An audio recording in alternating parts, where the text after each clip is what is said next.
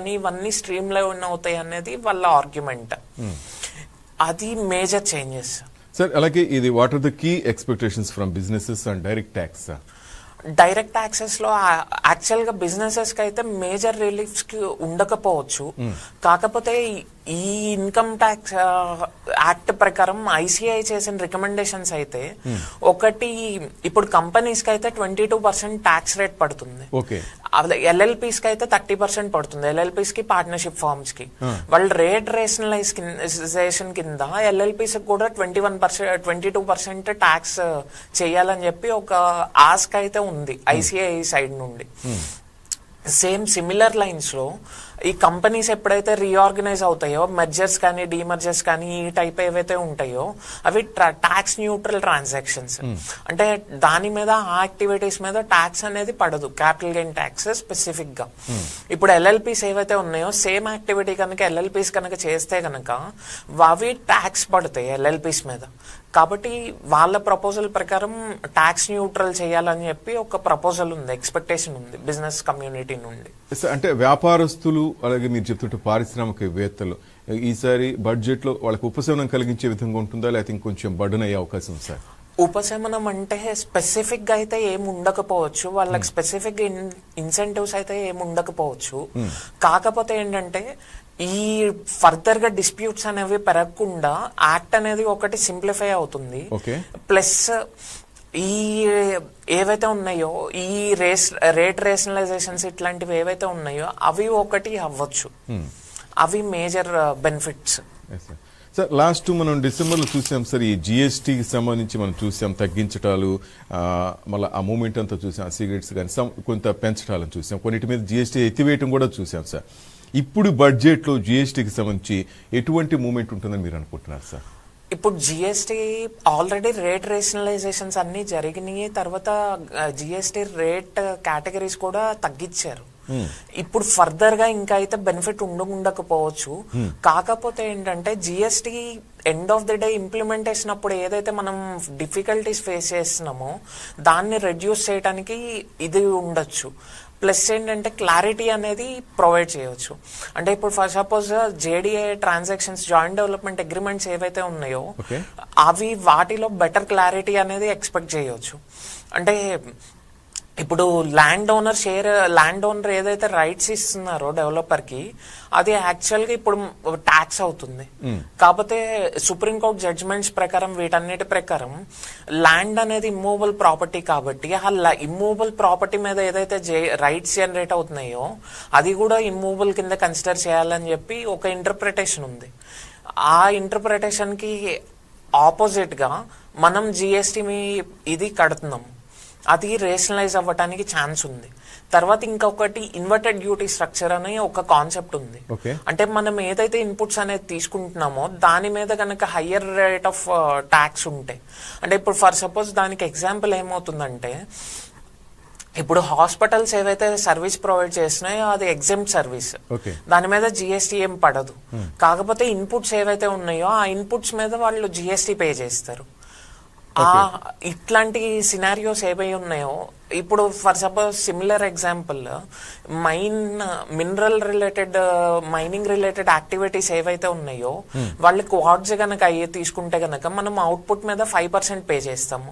కాకపోతే ఇన్పుట్స్ ఏవైతే తీసుకుంటున్నామో మనం దాని మీద 12% పే చేస్తాము.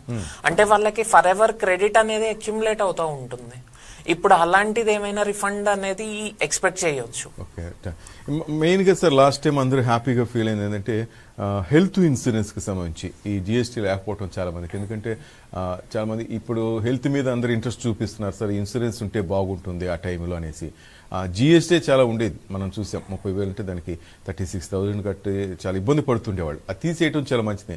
అట్లా ఆ విధంగా ఈసారి కొంత ఏ అంశాల్లో ఈ జిఎస్టీని రిమూవ్ చేసే అవకాశం కనిపిస్తుందా, లేకపోతే మన మీద ఇంకా భారం మోపే అవకాశం కనిపిస్తుందా సార్? ఈ బడ్జెట్ లో అయితే జిఎస్టీ రిలేటెడ్ చేంజెస్ ఉండకపోవచ్చు. ఎందుకంటే జిఎస్టీ రేట్ రివిజన్స్ కానీ ఇవన్నీ ఆ జిఎస్టీ కౌన్సిల్స్ త్రూనే వెళ్తుంది. కాబట్టి బడ్జెట్ లో అయితే స్పెసిఫిక్ గా రేట్ రివిజన్స్ కానీ ఏమైనా రిడక్షన్స్ కానీ ఉండకపోవచ్చు. కాకపోతే ఆ హెల్త్ రిలేటెడ్ ఏవైతే మీరు చెప్పారో హెల్త్ ఇన్సూరెన్స్ ప్రీమియమ్స్ కానీ ఇట్లాంటివి ఇన్కమ్ ట్యాక్స్ దీనిలో బెనిఫిట్ ఇచ్చే ఛాన్స్ ఉంది. ఏంటంటే ఆ న్యూ రెజిమ్ లో యాక్చువల్ గా ఇప్పుడు ప్రస్తుతానికి ఈ హోమ్ లోన్ ఇంట్రెస్ట్ కానీ తర్వాత మెడికల్ ఇన్సూరెన్సెస్ ప్రీమియమ్స్ మనం ఏవైతే పే చేస్తున్నామో వాటికి ప్రస్తుతానికి బెనిఫిట్ రావట్లేదు మనకి. అది ఇన్కమ్ ట్యాక్స్ లో వరకు మనకి బెనిఫిట్ వచ్చే ఛాన్స్ చూపించుకోవచ్చా? మనం మీరు చెప్తున్నట్టుగా ఈ పేమెంట్ జిఎస్టీ లేకపోయినా మన ఇన్కమ్ ట్యాక్స్ లో చూపించుకోవచ్చు. నో ప్రాబ్లం అంటారు. అప్పుడు అది యాక్చువల్ గా ఇప్పుడు మనకి 2 రెజిమ్స్ ఉన్నాయి. న్యూ ట్యాక్స్ రెజిమ్ ఒకటి, ఓల్డ్ ట్యాక్స్ రెజిమ్ ఒకటి. ఇప్పుడు ఇన్కమ్ ట్యాక్స్ బెనిఫిట్ అనేది మనం ఓన్లీ ఓల్డ్ ట్యాక్స్ రెజిమ్ లోనే క్లెయిమ్ చేసుకోగలము. ఇప్పుడు ఈ బడ్జెట్ లో ఎక్స్పెక్టేషన్ ఏంటంటే అది న్యూ రెజిమ్ లో కూడా బెనిఫిట్ వచ్చేటట్టు ప్లాన్ చేయాలనే ఎక్స్పెక్టేషన్ ఉంది ఇండస్ట్రీ నుండి. అది ఉంటేనే బాగుంటుంది కదా సార్, మీరేమంటారు? అంటే ఆ విధంగా ఉంటే చాలా మంది మధ్యతరగతి ప్రజలకు కూడా యూజ్ అవుతుంది. కొంతమంది చాలా మంది మిస్ చేసుకుంటున్నారు, అమౌంట్ కూడా చాలా మందికి తెలియకుండా పోతుంది. ఇది మంచి అవకాశం ఏమంటారా? అది చాలా మంచి ఆపర్చునిటీ. ప్లస్ ఎవరైతే హోమ్ ఓనర్స్ ఉంటారో హోమ్ కట్టుకొని ఈ టైప్ చేయాలని చెప్పి ఇంట్రెస్ట్ బ్యాంక్ దగ్గర నుండి లోన్స్ తీసుకొని ప్లాన్ చేసుకునే వాళ్ళు ఎవరైతే ఉంటారో వాళ్ళకి అది అడిషనల్ ఇన్సెంటివ్ కింద పనిచేస్తుంది. Right sir. Sir, what about international tax issues particularly?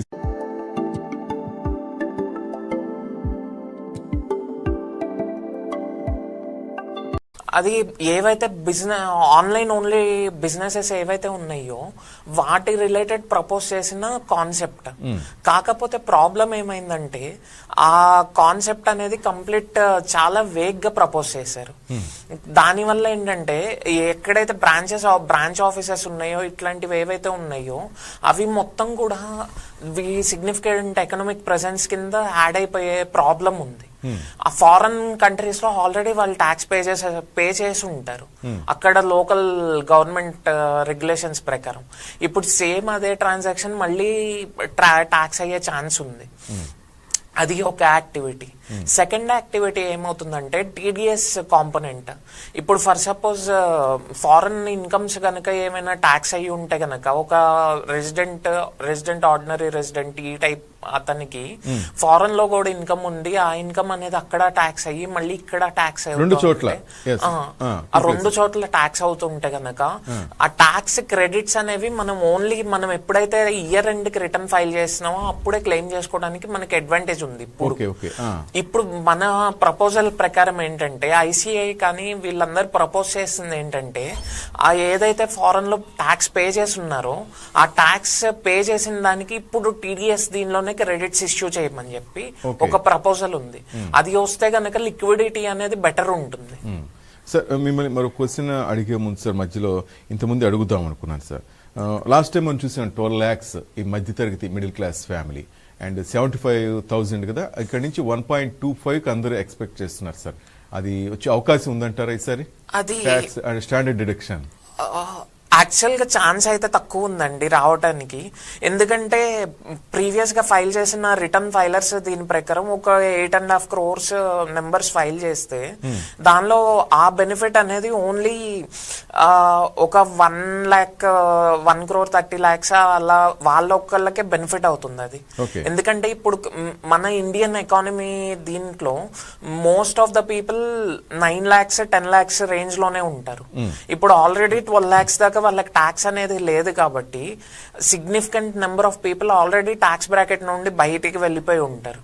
వాళ్ళు just income tax return nominal గా ఫైల్ చేసుకుంటే సరిపోతుంది. కాబట్టి ఈ స్టాండర్డ్ డిడక్షన్ అనేది పెంచడం వల్ల వాళ్ళకి సిగ్నిఫికెంట్ గా బెనిఫిట్ అవ్వదు. ఎవరైతే ఆ 1 crore 30 lakhs పాపులేషన్ ఉన్నారో బియాండ్ 12 lakhs నుండి 50 lakhs ఇన్కమ్ ఉన్న వాళ్ళు ఓన్లీ వాళ్ళకే బెనిఫిట్ అవుతుంది అది. కాబట్టి హైలీ అన్లైక్లీ అది వాళ్ళు అడ్వాంటేజ్ పాస్ ఆన్ చేయడం. అంటే 12 to 15 ఎక్స్పెక్ట్ చేస్తున్నారు చాలా మంది, 12 lakhs to 15 lakhs అని. అంటే ఆశకి హద్దు ఉండాలి కదా అంటారు. కానీ చాలా మంది ఏంటంటే కష్టపడుతున్నా ఆ డబ్బు అంతా ట్యాక్సుల రూపంలో పోతుందని బాధపడే వాళ్ళు కూడా ఉంటారు. ఈ అమౌంట్ రేంజ్ కొంచెం పెంచితే బాగుందని చాలా మంది మధ్యతరగతి ప్రజలు కోరుతుంటారు సార్. కేంద్రం ఆ విధంగా తీసుకోవచ్చా, లేకపోతే వాళ్ళకి ఏమైనా నష్టం ఉండే అవకాశం ఉందా? అదే ట్యాక్స్ పరంగా అయితే సిగ్నిఫికెంట్ గా అయితే పెరగకపోవచ్చు, కాకపోతే 12 దగ్గరే ఉంచుతారు. ఒకే ఒక్క బెనిఫిట్ వీళ్ళకు మేబీ రాగలిగినది ఏంటంటే, ఇంతకు ముందు న్యూ ట్యాక్స్ రెజిమ్ ప్రకారం సెల్ఫ్ ఆక్యుపైడ్ హౌస్ ప్రాపర్టీస్ ఏవైతే ఉన్నాయో వాటి మీద గనక మనం ఏమైనా లోన్ ఈ ఇంట్రెస్ట్ గనక పే చేసి ఉంటే గనక అది మనం బెనిఫిట్ తీసుకోగలిగే వాళ్ళం కాదు. అది ఒకటి రివైజ్ అవ్వచ్చు ఈ బడ్జెట్ లో. Okay, good sir. సార్, ఇంకా what about incentives for emerging sectors like AI and deep tech? Actual గా ఇప్పుడు గ్లోబల్ ఎకనామిక్ సిచ్యువేషన్స్ వీటన్నిటిలో నెక్స్ట్ ఇండియాకి బెనిఫిట్ అవ్వగలిగే మేజర్ టెక్నాలజీస్ ఇవన్నీ ఏఐ ఎనేబుల్డ్ వీటిలో ఉన్నాయి. ఇప్పుడు ఫర్ సపోజ్ మీరు చూసుకుంటే కనుక ఏఐ రిలేటెడ్ R&Dలో మనం సిగ్నిఫికెంట్ గా వెనకబడి ఉన్నాము మిగతా కంపేర్ చేస్తే. మన కోర్ హ్యూమన్ రిసోర్సెస్ మొత్తం ఏఐ రిలేటెడ్ అంతా ఉన్నప్పటికి కూడా మనం సిగ్నిఫికెంట్ గా దానిలో వెనకబడి ఉన్నాం. ఇప్పుడు యుఏఈతో జరిగిన డీల్ కానీ, తర్వాత ఈయూతో కానీ, యూకేతో కానీ జరిగిన రీసెంట్ డీల్స్ లో కూడా సిగ్నిఫికెంట్ ఇంపాక్ట్ అనేది ఈ టెక్నాలజీస్ మీద పడుతుంది. కాబట్టి R&D కోసం కంపల్సరీ ఇది కొత్త ఇన్సెంటివ్స్ కానీ, లేకపోతే ఉన్న ఇన్సెంటివ్స్ ని బెటర్ ఇంప్లిమెంటేషన్ కానీ ఖచ్చితంగా స్కీమ్స్ అనేవి అయితే వస్తాయి. అట్లాగే what should be realistically expect on direct taxes? Direct taxes అయితే సిగ్నిఫికెంట్ చేంజెస్ అయితే ఉండవు. రేట్ కట్స్ అని స్వీపింగ్ రేట్ కట్స్ అయితే ఉండవు, ఎందుకంటే ఆల్రెడీ కొత్త యాక్ట్ వస్తుంది. అది ఇంప్లిమెంటేషన్ స్మూత్ ల్యాండ్ అవ్వటానికి కూడా టైం పడుతుంది. కాబట్టి ఆల్రెడీ కొత్త యాక్ట్ ని మళ్ళీ ఫర్దర్ గా వీళ్ళు కాంప్లికేట్ చేయలేరు. కాబట్టి సిగ్నిఫికెంట్ రేట్ కట్స్ అయితే ఉండవు. ట్యాక్స్ ఇయర్ కాన్సెప్ట్ అయితే ఒకటి ఇంట్రడ్యూస్ అవుతుంది. దాని వల్ల ఏమవుతుందంటే రేషనలైజ్ అవుతుంది. ప్లస్ యుఎస్ వీళ్ళందరికీ ఏంటంటే జనవరి నుండి డిసెంబర్ దాకా ఉంటుంది ఫైనాన్షియల్ ఇయర్, మనకి ఏప్రిల్ నుండి మార్చ్ దాకా ఉంటుంది. టైం డిఫరెన్స్ ఉంటుంది. వాళ్ళకి January to sir December January NRIs కి. ఇప్పుడు ఏమవుతుందంటే దానివల్ల జనవరి నుండి డిసెంబర్ దాకా ఏదైతే సీజన్ రన్ అయిందో దాన్ని వాళ్ళు నెక్స్ట్ మంత్ ఏప్రిల్ కి ఫైల్ చేసుకుంటారు, ఏప్రిల్ లోపల ఫైల్ చేసుకుంటారు రిటర్న్స్ అనేవి. ఇప్పుడు మనం ముందే చెయ్యాలి కాబట్టి అది ఇప్పుడు ఒక పర్సన్ కనుక యుఎస్ లో ఇన్కమ్ ఉండి ఇండియాలో ఇన్కమ్ ఉంటే కనుక వాళ్ళకి ఇష్యూస్ క్రియేట్ అవుతున్నాయి. ఇప్పుడు ఇది ట్యాక్స్ ఇయర్ అనేది రేషనలైజ్ చేసి తర్వాత ఈ బిలేటెడ్ రిటర్న్స్ తర్వాత ఈ లేట్ ఎవరైతే ఫైల్ చేస్తారో దాన్ని కనుక రేషనలైజ్ చేసుకోగలిగితే కనుక వాళ్ళకి బెటర్ కంఫర్ట్ అయితే మనం ఆఫర్ చేస్తాం. రైట్ సార్, మనం చూడొచ్చు GST 2.0 sir. Last year GST అంటే సెప్టెంబర్లో ఐ థింక్ అంతే కదా సార్, చాలా మార్పులు వచ్చాయి ఎండింగ్లో.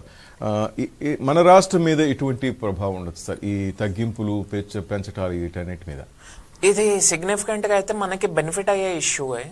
ఎందుకంటే వీటిలో ఏవైతే మన కోర్ ఏదైతే ఉందో agriculture produce, processed agriculture produce ఇవంతా వీటి మీద రేట్ రేషనలైజేషన్ చేసి మామూలు తగ్గించారు, రేట్స్ అనేవి తగ్గించారు. కాబట్టి మనం అయితే బెనిఫిట్ అవుతాం వీటి వల్ల. Sir, what's the single biggest expectation from businesses? Businesses కి అయితే మేజర్ బెనిఫిట్స్ అయితే ఉండవు. కొత్త స్కీమ్స్ లాంచ్ అవటం ఇట్లాంటివి అయితే తక్కువ ఛాన్స్ ఉంది. కాకపోతే ఎగ్జిస్టింగ్ స్కీమ్స్ ఏవైతే ఉన్నాయో వాటిని బెటర్ ఇంప్లిమెంట్ చేయడానికి అయితే మాక్సిమం స్కోప్ ఉంది. What about exports sir under GST? Export GST యాక్టివిటీలో ఎక్స్పోర్ట్ అనేది అయితే ఇప్పుడు బెనిఫిట్ అవుతుంది. కాకపోతే ఇమ్మీడియట్ బెనిఫిట్ అయితే సిగ్నిఫికెంట్ గా ఎక్స్పెక్ట్ చేయక్కర్లేదు. ఎందుకంటే ఈ ట్రేడ్ డీల్స్ ఏవైతే సైన్ అయినాయో అవి మళ్ళీ అది జస్ట్ నామినల్ గా సైన్ అయిన trade deals. Operational guidelines ఇవన్నీ ఆల్రెడీ ఇంకా ఇన్ ప్లేస్ లేవు. అవన్నీ వచ్చేసరికి 2027 అవుతుంది. కాబట్టి ఇమీడియట్ ట్రేడ్ బూస్ట్ అయితే ఎక్స్పెక్ట్ చేయలేము. సార్, మనం చూడవచ్చు ఈ GST కానీ మనం ఆ 12 lakhs మిడిల్ క్లాస్ ఫ్యామిలీకి. ఒకవైపు ప్రభుత్వ విధంగా తగ్గింపు అంటూ ట్యాక్సులు తగ్గింపు, మేము వేతన జీవులకు ఉపశమనం అంటూని, ఇటు జిఎస్టీ మూవ్మెంట్తో బాధుడు అంటూ మనం చూస్తున్నాం, చాలా మంది కామెంట్ చేస్తూ ఉంటారు సార్. ఈసారి కూడా ఆ విధంగా మోసం ప్రజలకు అంటున్నట్టుగా మోసం జరగచ్చా లేక మంచి జరగచ్చా? అది మోస్ట్ లైక్లీ బ్యాలెన్స్డ్ ఉంటుంది. ఎందుకంటే మనకున్న టార్గెట్స్ ప్రకారం మనం ఫిజికల్ డెఫిసిట్ ని 2030 కల్లా తగ్గించాలని చెప్పి ప్లాన్ చేస్తున్నారు. 4.5% ఈ టైప్ తగ్గించాలని చెప్పి ప్లానింగ్ ఉంది.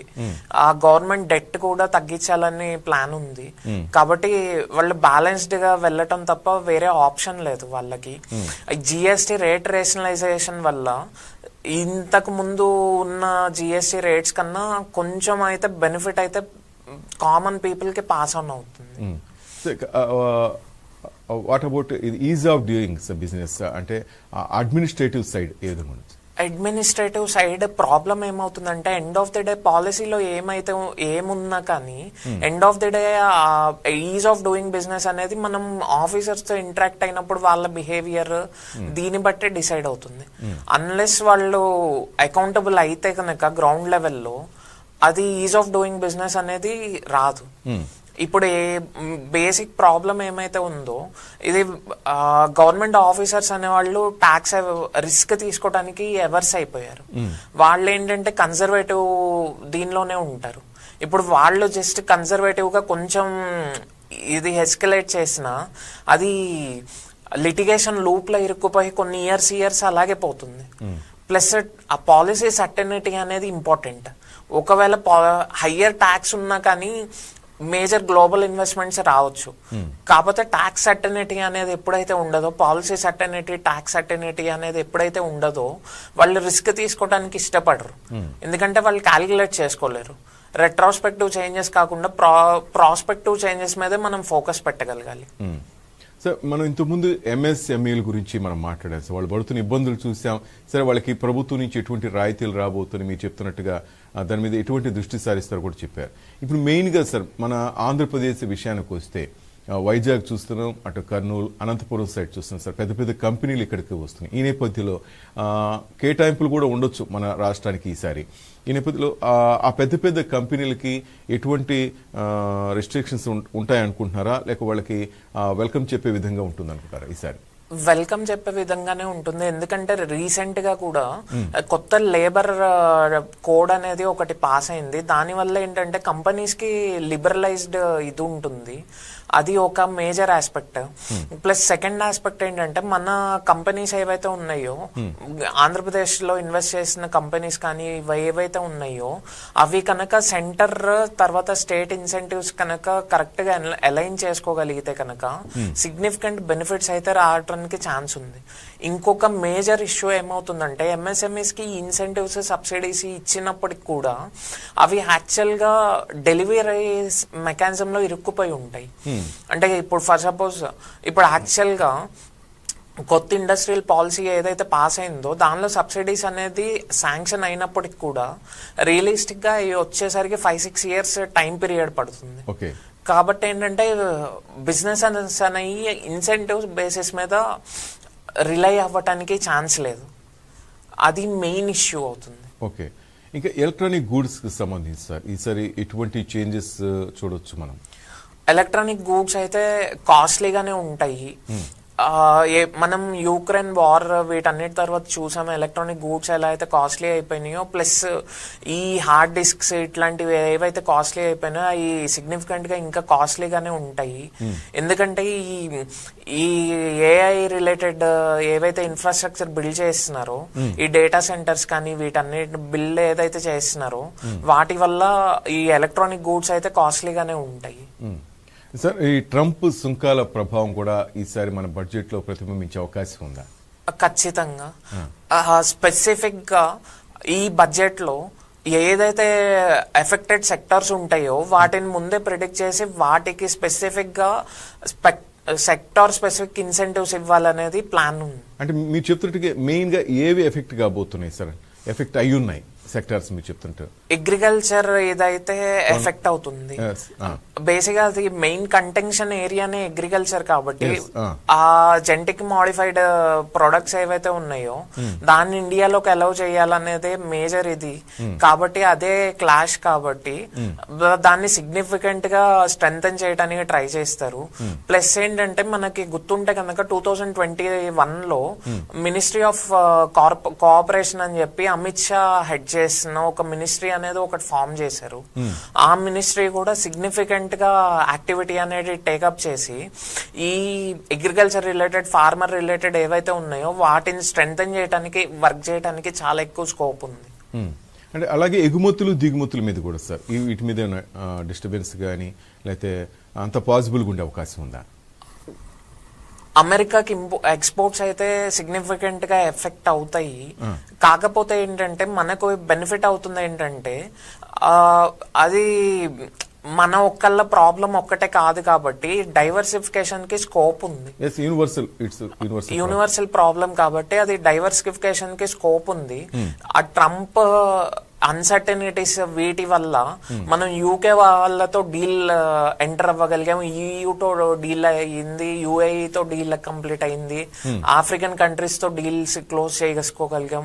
యాజ్ ఆన్ డేట్ ఎఫ్టీఎస్ దాదాపు 13 ఆపరేషనల్ ఎఫ్టీఎస్ ఉన్నాయి మన చేతిలో ఆల్రెడీ బిమ్స్టెక్, ఏషియన్ ఇట్లాంటి ఏవైతే ఆల్టర్నేట్ ఆర్గనైజేషన్స్ ఏవైతే ఉన్నాయో మనం వాళ్ళందరితో కూడా యాక్టివ్ గా ఎంగేజ్ అవుతున్నాం ఈ ట్రేడ్ డైవర్సిఫికేషన్ కి. బేసిక్ ఐడియా ఏంటంటే ఈ ఆత్మనిర్భర్ భారత్ ఏదైతే ఉందో దాన్ని ఇంకా ఫర్దర్ ఒక స్టెప్ తీసుకెళ్లి యూరోపియన్ కంట్రీస్ కి వీటన్నిటికీ ఇండియా అనేది ఒక మ్యానుఫ్యాక్చరింగ్ హబ్ కింద క్రియేట్ చేయాలనేది జరుగుతుంది. దానిలో ఫస్ట్ లెవెల్ ఆఫ్ యాక్టివిటీ కింద ఈ డిఫెన్స్ ఎస్టాబ్లిష్మెంట్స్ ఏవైతే ఉన్నాయో డిఫెన్స్ మ్యానుఫ్యాక్చరింగ్ దాన్ని మేజర్ ఇంపటిస్ ఇవ్వడానికి ట్రై చేస్తున్నారు. రీసెంట్ కూడా ఇజ్రాయెల్ అనేది వాళ్ళ డిఫెన్స్ మ్యానుఫ్యాక్చరింగ్ ఇండియాకి అవుట్ సోర్స్ చేయాలని చెప్పి ట్రై చేస్తుంది. అది మేజర్ మనకి బెనిఫిట్ అయ్యే ఇదేంటంటే చైనాతో కంపేర్ చేస్తే మనకి ఇది ఐపీ రైట్స్ ఏవైతే ఉన్నాయో ఇంటలెక్చువల్ ప్రాపర్టీ రైట్స్ అవి ఇండియాలో స్ట్రింజెంట్ గా ఇంప్లిమెంట్ అవుతాయి.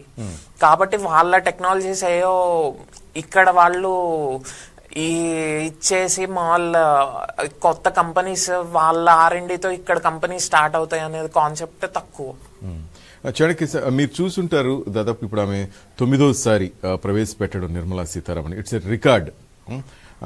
ఇంతకుముందు ఆ బడ్జెట్లు మీరు చెక్ చేస్తుంటారు, మీరు పిన్ పాయింట్ ప్రతిది కూడా మీ చార్టెడ్ అకౌంట్లు అన్నీ చెక్ చేస్తూ ఉంటారు.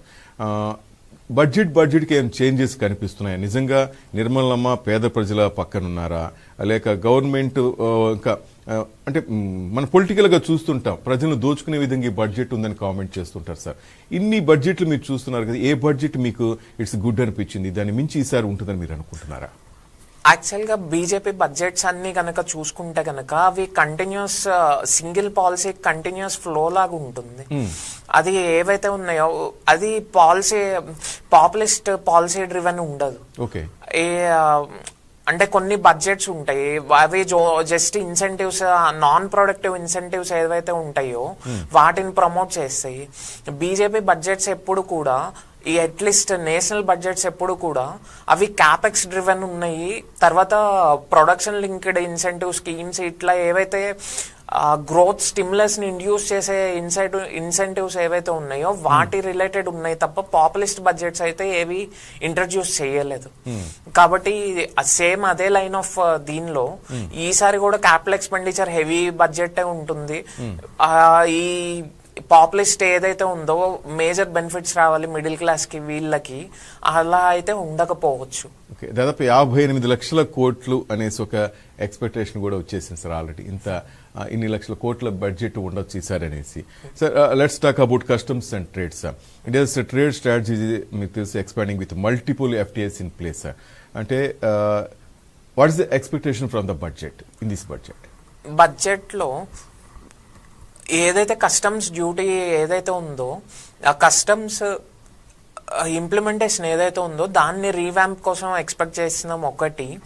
సెకండ్ ఏంటంటే ఏవైతే ఎఫెక్టెడ్ పార్టీస్ ఉంటారో ఈ ట్రేడ్ దీని వల్ల, ట్రేడ్ డిస్టర్బెన్సెస్ వల్ల వాళ్ళకి బెటర్ క్రెడిట్ ఫెసిలిటీస్ అవైల్ చేసుకోవడానికి స్కీమ్స్ ఎక్స్పెక్ట్ చేస్తున్నారు. తర్వాత ఇవి డిస్ప్యూట్స్ ఏవైతే ఉన్నాయో అవి బెటర్ అడ్రస్ చేయాలని చెప్పి ఎక్స్పెక్ట్ చేస్తున్నారు.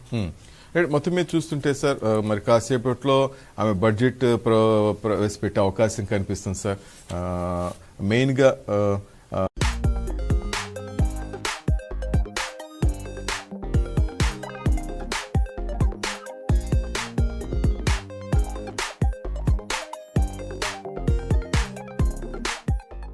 అంటే మనం ఏ విధంగా చూస్తారు ఈసారి గవర్నమెంట్ దాని మీద ఎక్కువ ఫోకస్ ఉండే అవకాశం కనిపిస్తుందా? అలాగే మీరు చూసే ఉంటారు మహాత్మా గాంధీ ఆ పథకాన్ని కూడా తీసేసి రామ్జీ పథకంగా పేరు మార్చారు. దీనికి కూడా ఈసారి ఎక్కువ గ్రామీణ అభివృద్ధి కోసం ఎక్కువ కేటాయింపులు ఉండే అవకాశం కూడా ఉందంటున్నారు సార్. మీరు కూడా అది ఎక్స్పెక్ట్ చేస్తున్నారా మీ చార్టెడ్ అకౌంట్స్ అందరూ కూడా? లేక మీరు మీ థింక్ ఎలా ఉందండి సార్? అంటే మీ ఆలోచన ఎక్కువగా ఏ రంగానికి ఎక్కువ కేటాయింపులు ఉండే అవకాశం ఉందని భావిస్తున్నారు ఈసారి ప్రత్యేకంగా? బేసిక్ గా డిఫెన్స్ బడ్జెట్ అయితే కంపల్సరీ పెరుగుతుంది.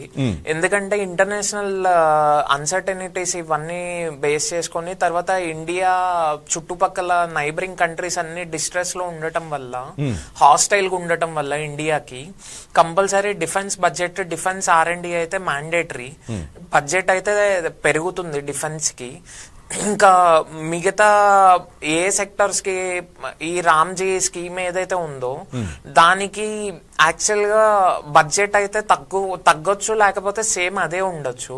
ఎందుకంటే ఇంతకు ముందు మహాత్మా గాంధీ మన్రేగా స్కీమ్ ఏదైతే ఉందో అదంతా సెంట్రల్ ఫండింగ్ మీద నడిచేది.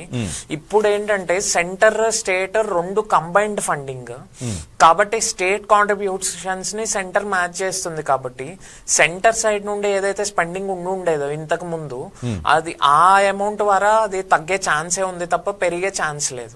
అలాగే manufacturing is critical for employment. What's the key expectation sir? ఆ ప్రొడక్షన్ లింక్డ్ ఇన్సెంటివ్ స్కీమ్స్ ఏవైతే ఉన్నాయో వాటిని ఇంకా బెటర్ ఇంప్లిమెంట్ చేయడానికి, తర్వాత బెటర్ ఇవ్వటానికి ఛాన్సెస్ ఉన్నాయి. Right sir. మొత్తం మీద ఈసారి ఫైనల్ గా సార్ ఎటువంటి బడ్జెట్ ఉండబోతోంది? పేద ప్రజల బడ్జెటా లేక ఇప్పట్లాగే నిర్మలమ్మ పొద్దు అదే విధంగా ఉండబోతుందని మీరు భావిస్తున్నారు? ఇది పేద ప్రజల బడ్జెట్ అయితే ఖచ్చితంగా ఉండకపోవచ్చు. ముందే చెప్పేస్తున్నారు. మీ చార్టెడ్ అకౌంట్లు అందరికీ ఆల్రెడీ తెలిసిపోయి ఉంటుంది. అందరూ దీని గురించి డిస్కస్ చేస్తూ ఉంటారు కదా సార్. ఎటు ఉండబోతుంది? ప్రజల్ని పిండే బడ్జెట్ అవుతుందా ట్యాక్సుల ద్వారా అనుకుంటారు? అది పిండే బడ్జెట్ కూడా అవ్వకపోవచ్చు. జస్ట్ ఏంటంటే ఒక రేషనల్ బడ్జెట్. ఆ పించ్ అయితే ఖచ్చితంగా ఉంటుంది. ట్యాక్స్ అనేది ఎవరు పే చేయాలనుకోరు కాబట్టి ఆ పించ్ అయితే ఖచ్చితంగా ఉంటుంది. కాకపోతే ఇంతకు ముందుతో కంపేర్ చేస్తే అది పించ్ అనేది కొంచెం తక్కువ ఉంటుంది. ఆ మేజర్ ఇంపటెస్ అనేది గ్రోత్ ఈ ఇంటర్నల్ కన్సంప్షన్ ఏదైతే ఉందో, ఇంటర్నల్ కన్సంప్షన్ తర్వాత ఎక్స్టర్నల్ ఇది ఎక్స్పోర్ట్ యాక్టివిటీ ఒకటి, తర్వాత క్యాపెక్స్ మీద ఎక్స్పెండిచర్ ఒకటి. ఈ మూడు ఆస్పెక్ట్స్ మీద ఈ బడ్జెట్ అంతా రివాల్వ్ అవుతుంది. Right. Thank you Chanakya sir. Thank you much మా స్టూడియోకి వచ్చి మీ అభిప్రాయాలు తెలియజేస్తారు. Thank you sir. రైట్. అది నిర్మలమ్మ పొద్దు మీద చార్ట్ అకౌంట్ చాణక్య గారి ఒపీనియన్ మనం విన్నాం. కేంద్ర బడ్జెట్ లో సామాన్యులు మెయిన్ గా కోరుకుంటుంది కూడా ఏంటంటే ట్యాక్స్ స్టాండర్డ్ డిడక్షన్ గురించి. మరి కాసేపట్లకి ఒక 5 minutes లో ఆమె పార్లమెంట్ లో బడ్జెట్ ప్రవేశపెట్టబోతున్నారు. 9వ బడ్జెట్ ప్రవేశపెడుతూ నిర్మలా సీతారామన్ రికార్డు సృష్టిస్తున్నారు. మెయిన్ గా అందరూ చూస్తున్నారు బడ్జెట్ తర్వాత మెయిన్ గా ఆడవాళ్లు కోరుకునేది అంటే బంగారం ధరలు తగ్గుతాయి, వెండి ధరలు తగ్గుతాయి. ఎందుకంటే రోజు అమాంతం పెరిగిపోతుంది కాబట్టి అందరూ వెయిట్ చేస్తుంది. అలాగే కొత్త పథకాలు ఉంటాయా, ఏ రంగాలకు ప్రాధాన్యం ఇవ్వబోతున్నారు, ధరల తగ్గుదలపై మధ్యతరగతి ప్రజలు కూడా ఆశలు పెట్టున్నారు. చూస్తున్నాం, లైవ్ లో మనం చూస్తున్నాం. కేంద్ర ఆర్థిక శాఖ మంత్రి నిర్మలా సీతారామన్ గారు పార్లమెంట్ లోకి వచ్చారు. బడ్జెట్ ప్రతిని తీసుకున్నట్టు ప్రధానమంత్రి మోడీ కూడా ఇప్పుడు ఎంటర్ అయ్యారు. యూత్ ఎంప్లాయ్మెంట్ సంగతికి, అలాగే ట్యాక్స్ పేయర్స్ కు, రామ్జీ పథకానికి ఎన్ని లక్షలు, మొత్తం మీద రక్షణ రంగానికి, రైల్వేకి, వ్యవసాయానికి, వీటన్నిటికీ సంబంధించి అందరూ ఆశగా ఎదురు చూస్తున్నారు. ఎటువంటి బడ్జెట్ ఉండబోతుంది, అంటూ మేడం ఎంటర్ అయ్యారు. కేంద్ర ఆర్థిక శాఖ మంత్రి నిర్మలా సీతారామన్ వరుసగా 9వ బడ్జెట్ ప్రవేశపెడుతూ రికార్డు సృష్టించారు. ఆల్రెడీ ఆమె ఏ రంగాలకు ఆమె ప్రాధాన్యం ఇవ్వబోతున్నారు, నిర్మలమ్మ పద్దు ఏ విధంగా ఉండబోతుంది అంటే బడ్జెట్ అంటే కేవలం ఆర్థిక లెక్కలే కాదు, అందరికీ తెలిసిన విషయం. దేశ ప్రాధాన్యాల ప్రకటనల బడ్జెట్ దేశ ఆర్థిక పరిస్థితి తెలుసుకోవచ్చు. విద్య, ఆరోగ్యం, గ్రామీణాభివృద్ధి ఇలా ఆయా రంగాల్లో భవిష్యత్ అవకాశాలు ఎలా ఉండబోతున్నాయి అంచనా వేసుకోవచ్చు. ఆయా రాష్ట్రాలు కూడా ఎదురు చూస్తున్నాయి. కొన్ని రాష్ట్రాలు ఎన్నికలు ఉన్న నేపథ్యంలో ఆయా రాష్ట్రాలకు ఎక్కువ ప్రాధాన్యం ఇవ్వచ్చని అందరూ భావిస్తున్నారు. కొన్ని రాష్ట్రాలకి వెనుకబడిన రాష్ట్రాలకి ఎటువంటి ప్రాధాన్యత ఇవ్వబోతున్నారు, కొన్ని ప్రాజెక్టుకి ఎటువంటి ప్రాధాన్యత ఇవ్వబోతున్నారు. ఆంధ్రప్రదేశ్ కూడా ఆశగా చూస్తుంది. పోలవరం ప్రాజెక్టు అయితేనేమి, ఇటు విశాఖ, విజయవాడ మెట్రో ప్రాజెక్టులకు సంబంధించి కేంద్రం ఎటువంటి ప్రకటన చేయబోతుందని వెయిట్ చేస్తున్నారు. మొత్తం మీద 2047 కల్లా భారత్ను అభివృద్ధి చెందిన దేశంగా నిలపాలన్న సంకల్పం తీసుకున్న మోదీ సర్కార్ ఈ ఆదివారం ప్రవేశపెట్టే బడ్జెట్లో ఎలాంటి వ్యూహాన్ని అనుసరించబోతుందనేది కీలకంగా మారింది. సామాన్యులు ఈ పద్దు నుంచి ప్రధానంగా ఏం కోరుకుంటున్నారో కూడా ఆల్రెడీ ప్రజల నుంచి వాళ్ళు ఫీడ్ కూడా తెప్పించుకుని మనం చూస్తున్నాం. ప్రజలు చాలా మంది వెయిట్ చేస్తున్నారు. మధ్యతరగతి ప్రజలంతా ఆదాయపు నుంచి మరింత ఉపశమనం కలిగించాలని కోరుకుంటున్నారు. మరి నిర్మలమ్మ వీళ్ళ మొర వింటుందా, ఎటువంటి బడ్జెట్ ప్రవేశపెడుతున్నారో మనం లైవ్ లో చూడబోతున్నాం.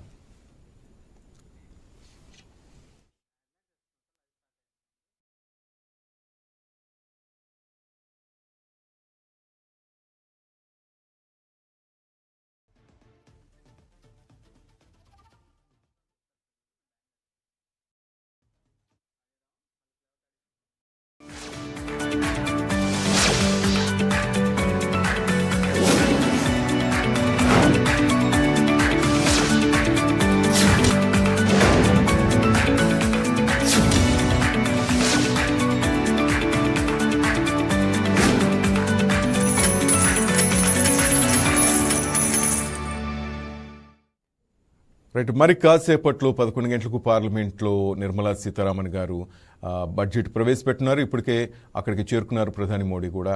ఇప్పుడు హెడ్లైన్స్ ఒకసారి చూద్దాం. మోడీ అధ్యక్షతన మంత్రివర్గ సమావేశం, బడ్జెట్కు ఆమోదం తెలిపిన కేంద్ర కేబినెట్. కాసేపట్లో బడ్జెట్ ప్రవేశపెట్టిన కేంద్ర ఆర్థిక మంత్రి. ఆత్మనిర్భర్ వికసిత భారత్ లక్ష్యంగా నిర్మలమ్మ పద్దు. బడ్జెట్ ప్రసంగానికి ముందు రాష్ట్రపతి ఆశీర్వచనం. మొరార్జీ దేశాయ్ రికార్డుకు చేరువలో నిర్మలమ్మ.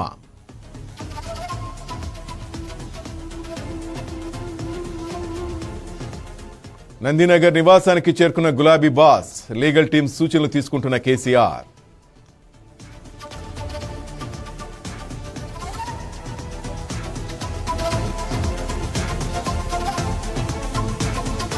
అనుమతి లేకుండా తిరుపతిలో రోడ్ షో. చెవిరెడ్డి, మోహిత్ రెడ్డి, హర్షిత్ రెడ్డిపై case.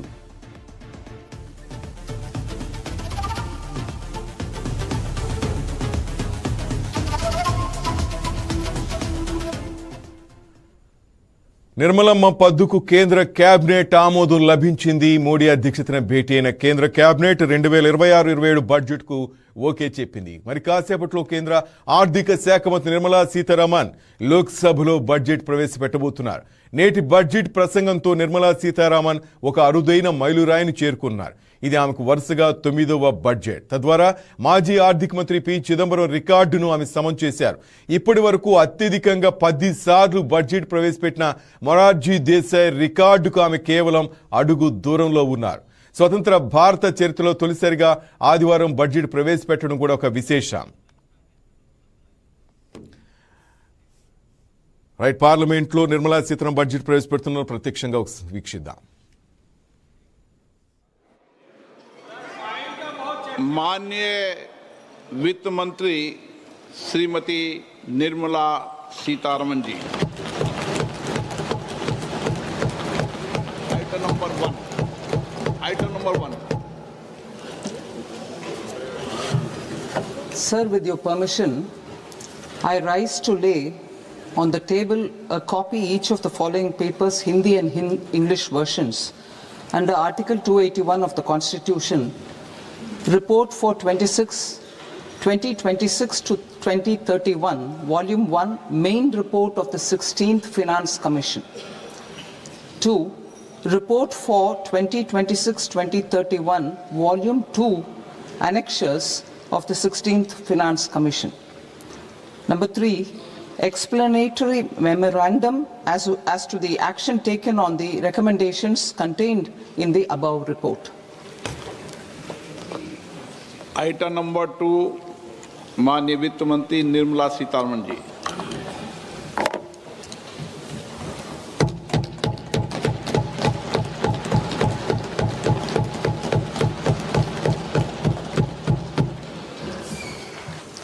Honorable Speaker, sir, on the sacred occasion of Magh Purnima and the birth anniversary of Guru Ravidas, I present the budget for the year 2026-2027. Since we assumed office 12 years ago, India's economic trajectory has been marked by stability, fiscal discipline, sustained growth, and moderate inflation. This is the result of conscious choices we have made, even in times heightened uncertainty and disruption. Our government, led by Honorable Prime Minister Modi, has decisively and consistently chosen action over ambivalence, reform over rhetoric, and people over populism. We have pursued far-reaching structural reforms, fiscal prudence and monetary stability, whilst maintaining a strong thrust on public investment. Keeping Atmanirbharta as a lodestar, we have built domestic manufacturing capacity, energy security, and reduced critical import dependencies.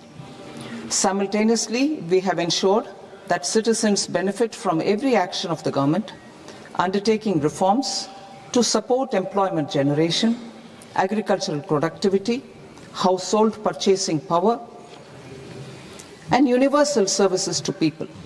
These measures have delivered a high growth rate of around 7% and helped us make substantial strides in poverty reduction and improvement in the lives of our people. Today, we face an external environment in which trade and multilateralism are imperiled and access to resources and supply chains are disrupted. New technologies are transforming production systems while sharply increasing demands on water, energy, and critical minerals. India will continue to take confident steps towards Vikasit Bharat, balancing ambition with inclusion. As a growing economy with expanding trade and capital needs, India must also remain deeply integrated with global markets, exporting more and attracting stable long-term investment. As I begin Part A, I want to express my gratitude to the people for standing firmly with us as we forge our way together towards becoming one of the largest economies of the world.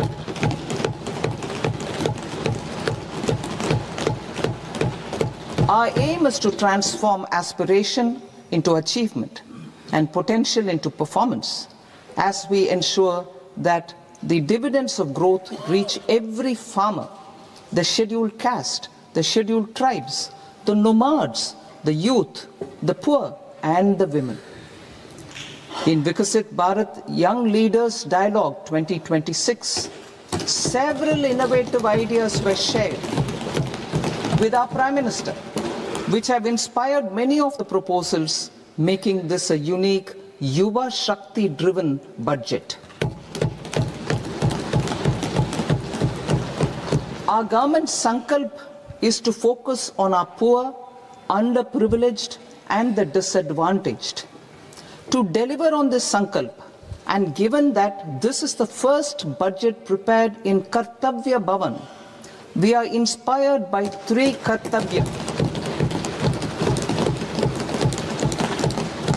Our first Kartavya is to accelerate and sustain economic growth by enhancing productivity and competitiveness and building resilience to volatile global dynamics. Our second kartavya is to fulfill aspirations of our people and build their capacity, making them strong partners in India's path to prosperity.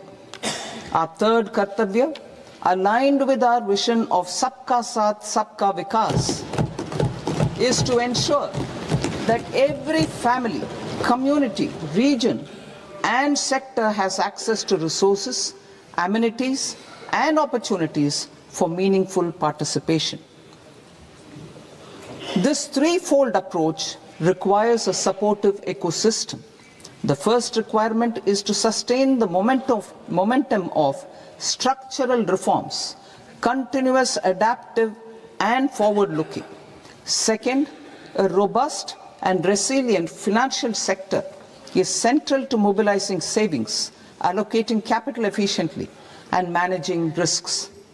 Third, cutting-edge technologies, including AI applications, can serve us as force multipliers for better governance. Reform Express.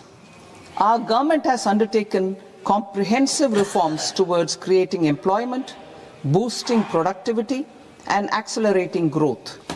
After the Prime Minister's announcement on Independence Day in 2025, over 350 reforms have been rolled out.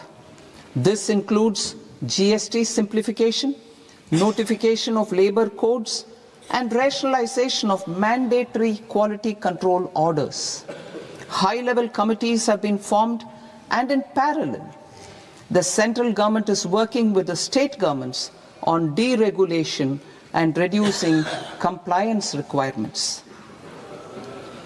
The Reform Express is well on its way and will maintain its momentum to help us fulfill our kartavya. I now move to specific proposals. Under our first kartavya, to accelerate and sustain economic growth, I propose interventions in 6 areas. 1. Scaling up manufacturing in 7 strategic and frontier sectors. 2. Rejuvenating legacy industrial sectors. 3. Creating champion MSMEs. 4. Delivering a powerful push for infrastructure. 5. Ensuring long-term security and stability. And 6. Developing city economic regions. Scaling up of manufacturing in 7 strategic and frontier sectors.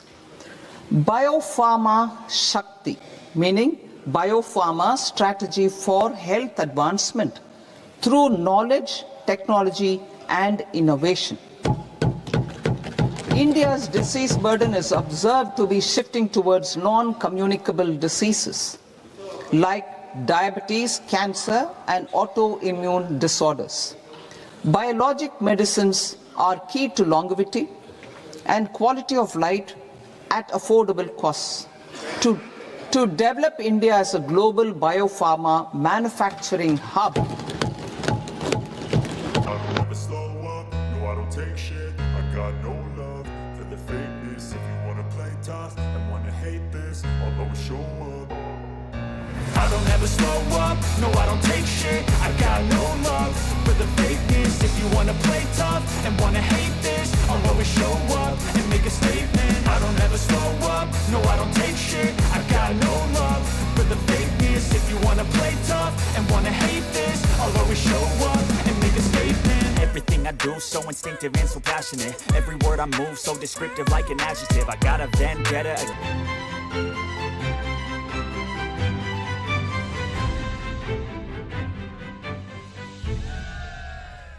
To meet global standards and approved timeframes through and approval timeframes through a dedicated scientific review cadre and specialists. India's semiconductor mission 1.0 expanded India's semiconductor sector capabilities.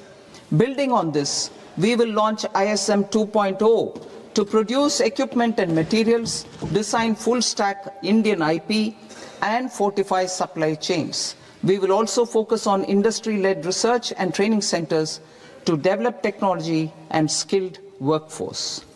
The Electronics Components Manufacturing Scheme, launched in April 2025 with an outlay of 22,919 crores, already has investment commitments at double the targets.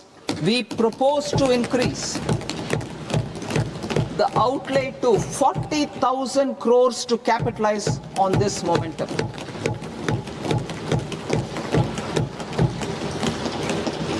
A scheme for rare earth permanent magnets was launched in 2025 November.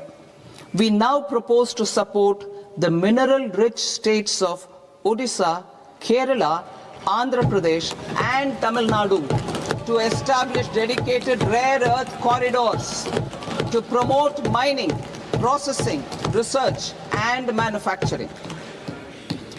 To enhance domestic chemical production and reduce import dependency, we will launch a scheme to support states in establishing 3 dedicated chemical parks through challenge route on a cluster-based plug-and-play model.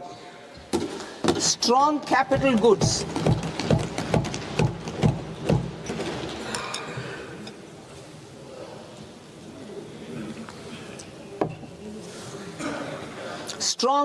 goods capability is a determinant of productivity and quality across different sectors. Towards building this capacity, I propose the following. High-tech tool rooms will be established by central public sector enterprises at 2 locations as digitally enabled automated service bureaus that locally design, test and manufacture high-precision components at scale and at lower cost. 2. A scheme for enhancement of construction and infrastructure equipments will be introduced to strengthen domestic manufacturing of high value and technologically advanced CIE. This can range from lifts in a multi-storied apartment or firefighting equipment in multiplexes, large or small, and to tunnel boring equipments for building metros and high-altitude roads. I also propose a scheme for container manufacturing to create a globally competitive container manufacturing ecosystem with a budgetary allocation of 10,000 crores over a 5-year period. For the labor-intensive textile sector, I propose an integrated program with 5 subparts. 1. The National Fiber Scheme for self-reliance in natural fibers, such as silk, wool and jute, man-made fibers, and new age fibers. Textile expansion and employment scheme to modernize traditional clusters with capital support for machinery, technology upgradation, and common testing and certification centers. 3. The National Handloom and Handicraft Program to integrate and strengthen existing schemes and ensure targeted support for weavers and artisans. Tex Eco Initiative to promote globally competitive and sustainable textiles and apparels. Samarth 2.0 to modernize the upgrade the textile skilling ecosystem through collaboration with industry and academic institutions. Further, I propose to set up mega textile parks in challenge mode. They can also focus on bringing value addition to technical textiles. I propose to launch the Mahatma Gandhi Gram Swaraj initiative to strengthen khadi, handloom and handicrafts. This will help in global market linkage and branding, It will streamline and support training, skilling, quality of process and production. This will benefit our weavers, village industries, one district, one product ODOP initiative, and also our rural youth. India has the potential to emerge as a global hub for high quality, affordable sports goods. I propose a dedicated initiative for sports goods that will promote manufacturing, research, and innovation in equipment design as well as material sciences. Rejuvenation of legacy industrial clusters. I propose to introduce a scheme to revive 200 legacy industrial clusters to improve their cost competitiveness and efficiency through infrastructure and technology upgradation. Creating champion SMEs and supporting micro enterprises. Recognizing MSMEs as a vital engine of growth, I propose a three-pronged approach to help them grow as champions. Equity support. I propose to introduce a dedicated 10,000 crores SME growth fund to create future champions, incentivizing enterprises based on select criteria. I also propose to top up the Self-Reliant India Fund set up in 2021 with 2,000 crores to continue support to micro enterprises and maintain their access to risk capital. Liquidity support. With TREDS, more than 7 lakh crore has been made available to MSMEs. To leverage its full potential, I propose 4 measures. 1. Mandate TREDS as the transaction settlement platform for all purchases from MSMEs by CPSEs, serving as a benchmark for other corporates. 2. Introduce a credit guarantee support mechanism through CGTMSE for invoice discounting on TREDS platform. 3. Link GEM with TREDS for sharing information with financiers about government purchases from MSMEs, encouraging cheaper and quicker financing. 4. Introduce TREDS receivables as asset-backed securities, helping develop a secondary market, enhancing liquidity and settlement of transactions. Professional support. Government will facilitate professional institutions such as the ICAI, ICSI, ICMAI to design short-term modular courses and practical tools to develop a cadre of corporate mitras, especially in Tier 2 and Tier 3 towns. These accredited para-professionals will help MSMEs meet compliance requirements at affordable costs. Infrastructure. During this past decade, our government has undertaken several initiatives for large-scale enhancement of public infrastructure, including through new financing instruments such as Infrastructure Investment Trust (InvITs) and Real Estate Investment Trust (REITs), and institutions like NIIF and NABFID. We shall continue to focus on developing infrastructure in cities with over 5 lakh population, that is Tier 2, Tier 3 cities, which have expanded to become growth centers. Public capital expenditure has increased manifold from 2 lakh crore in 2014-15 to an allocation of 11.2 lakh crore in BE 25-26. In this coming year, that is financial year 2026-27, I propose to increase it to 12.2 lakh crores to continue the momentum. To strengthen the confidence of private developers, regarding risks during infrastructure development and construction phase, I propose to set up an infrastructure risk guarantee fund to provide prudentially calibrated partial credit guarantee to lenders. Over the years, REITs have emerged as a successful instrument for asset monetization. I propose to accelerate recycling of significant real estate assets of the CPSEs through the setting up of dedicated REITs.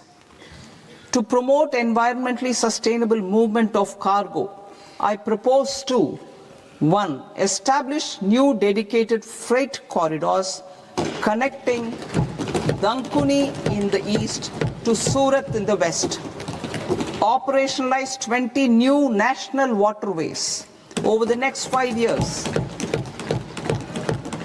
Starting with National Waterways 5 in Orissa to connect mineral-rich areas of Talcher and Angul and industrial centers like Kalinga Nagar to the ports of Paradeep and Dhamra.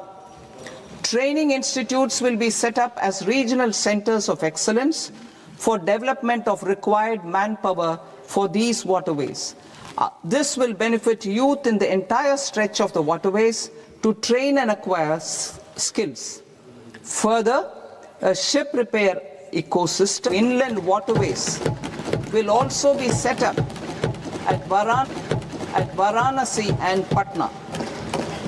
And C. Launch a coastal cargo promotion scheme for a modal shift from rail to road to increase the share of inland waterways and coastal shipping from 6% to 12% by 2047. To enhance connectivity and promote tourism, I propose to give incentives to indigenize manufacturing of seaplanes. A seaplane VGF scheme will be also introduced to provide support for operations. Carbon capture, utilization and storage. Aligning with the roadmap launched in December 2025, the carbon capture, utilization and storage technologies at scale will achieve higher readiness and in end-use application across 5 industrial sectors, including power, steel, cement, refineries, and chemicals. An outlay of 20,000 crore is proposed over the next 5 years for this purpose. City economic regions. Cities are India's engines of growth, innovation and opportunities. We shall now focus on Tier 2, Tier 3 cities and even temple towns which need modern infrastructure and basic amenities. This budget aims to further amplify the potential of cities to deliver the economic power of agglomerations by mapping city economic regions based on their specific growth drivers. An allocation of 5,000 crore per CER over 5 years is proposed for implementing their plans through a challenge mode with a reform-cum-result-based financing mechanism. In order to promote environmentally sustainable passenger systems, we will develop 7 high-speed rail corridors between cities as growth connectors, namely Mumbai to Pune, Pune to Hyderabad, Hyderabad to Bengaluru, Hyderabad to Chennai, Chennai to Bengaluru, Delhi to Varanasi, Varanasi to Siliguri.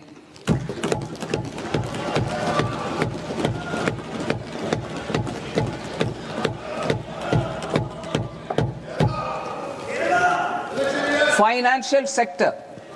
The Indian banking sector today is characterized by strong balance sheet, historic highs in profitability, improved asset quality, and coverage exceeding 98% of villages in the country. At this juncture, we are well placed to futuristically evaluate the measures needed to continue on the path of reform-led growth of this sector. I propose setting up a high-level committee on banking for Vikasit Bharat.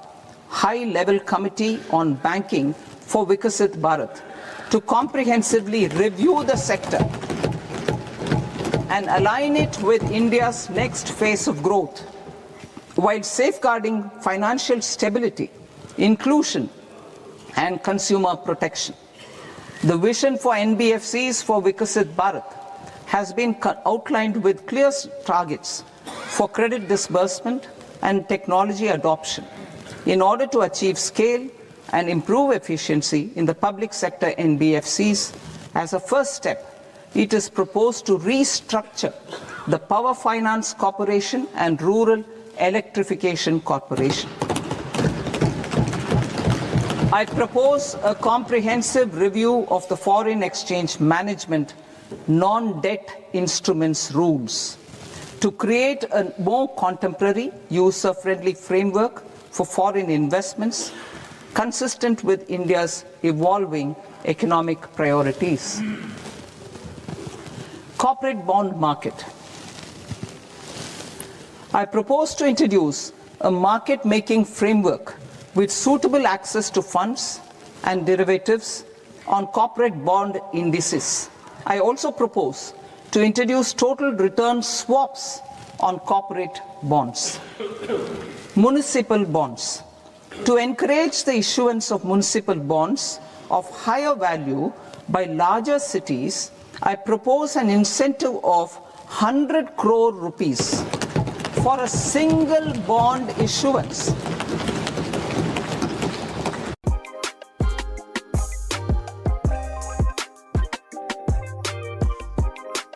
Of more than 1,000 crore.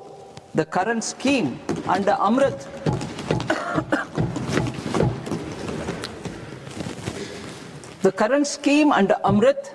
which incentivizes issuances up to 200 crores only, will also continue to support smaller and medium towns. That will also continue to support the smaller and medium towns. Ease of doing business. Individual persons resident outside India, PROI, will be permitted to invest in equity instruments of listed Indian companies through the Portfolio Investment Scheme. It is also proposed to increase the investment limit for an individual PROI under the scheme from 5% to 10%, with an overall investment limit for all individual PROIs to 24% from the current 10%. Emerging technologies including AI. 21st century is technology driven. Adoption of technology is for the benefit of all people. Farmers in the field, women in STEM, youth keen to upskill, and Divyangjan to access newer opportunities. The government has taken several steps to support new technologies through AI Mission, National Quantum Mission, Anusandhan National Research Fund, and Research and Development and Innovation Fund. Our second kartavya is to fulfill aspirations and build capacities. Close to 25 crore individuals have come out of multi-dimensional poverty through a decade of our government's sustained and reform-oriented efforts.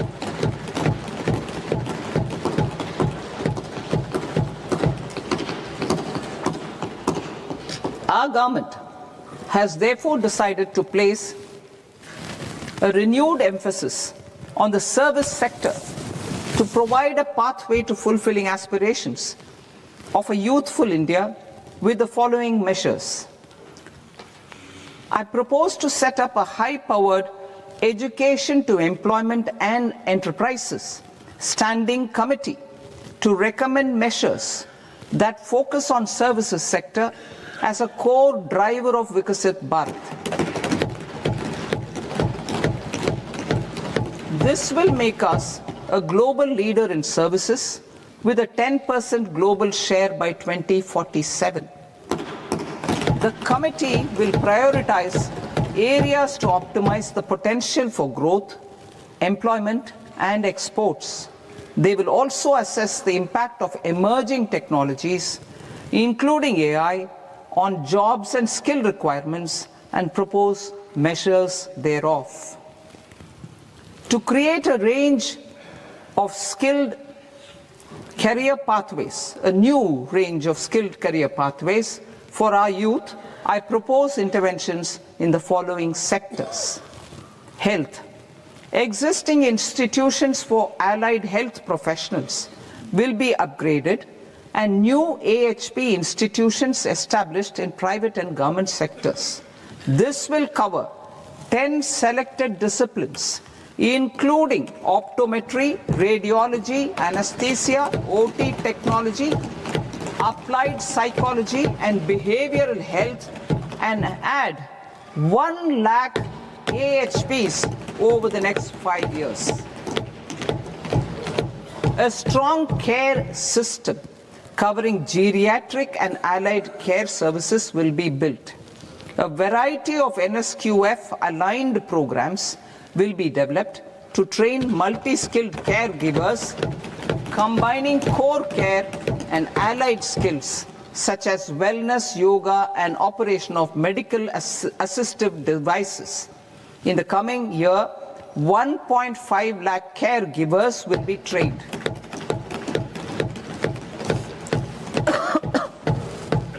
Hubs for medical value tourism.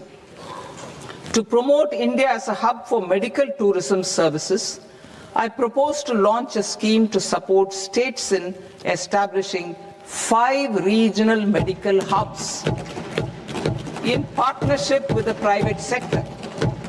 These hubs will serve as integrated healthcare complexes that combine medical, educational, and research facilities. They will have Ayush centers, medical value tourism facilitation centers, and infrastructure for diagnostics, post-care, and rehabilitation. These hubs will provide diverse opportunities, job opportunities for health professionals, including doctors and AHPs. Ancient Indian yoga, already respected in several parts of the world, was given a mass global recognition when Honorable Prime Minister took it to the UN.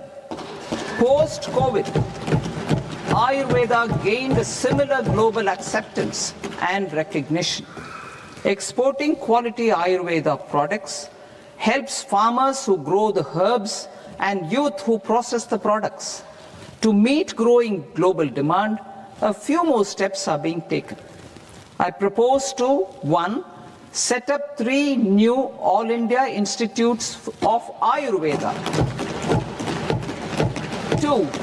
Upgrade Ayush pharmacies and drug testing labs for higher standards of certification ecosystem and make available more skilled personnel. 3.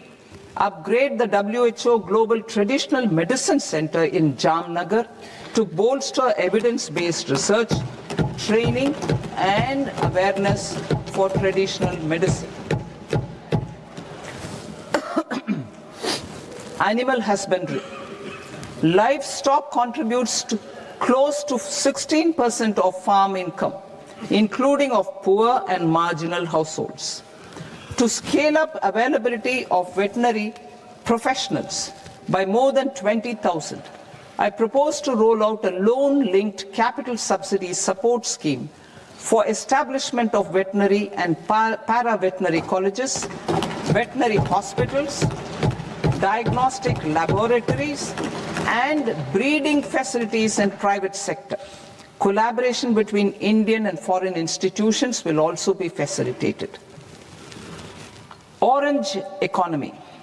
India's animation, visual effects, gaming and comics sector, AVGC sector, is a growing industry projected to require 2 million professionals by 2030. I propose support I propose to support the Indian Institute of Creative Technologies, Mumbai, in setting up ABGC content creator labs in 15,000 secondary schools all over the country and 500 colleges. The Indian design industry is expanding rapidly, and yet there is a shortage of Indian designers. I propose to establish, through Challenge Route, a new National Institute of Design to boost design education and development in the eastern region of India. Education. Our government will support states through Challenge Route in creating 5 university townships in the vicinity of major industrial and logistics corridors.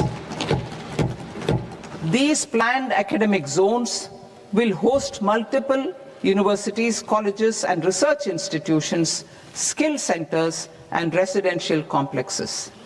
In higher education, STEM institutions, prolonged hours of study and laboratory work pose some challenges for girl students. Through VGF, Viability Gap Funding and capital support, one girls' hostel will be established in every district.